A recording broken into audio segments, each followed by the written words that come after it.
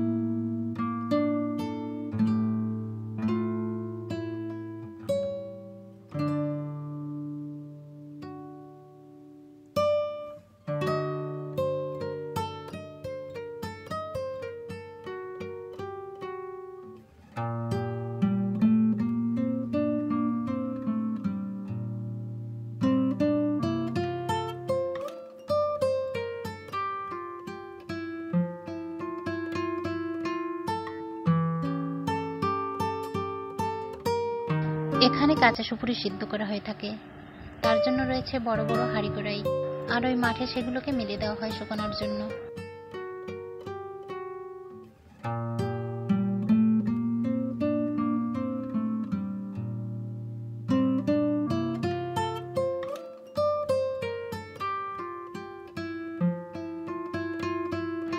আর এই কাঠই জ্বালানি হিসেবে ব্যবহার করা হয়ে থাকে।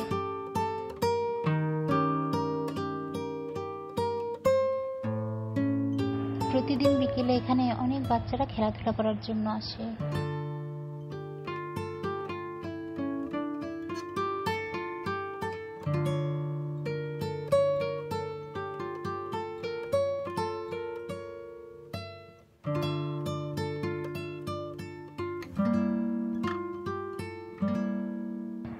এখানকার চারিপাশের পরিবেশটা ভীষণ সুন্দর।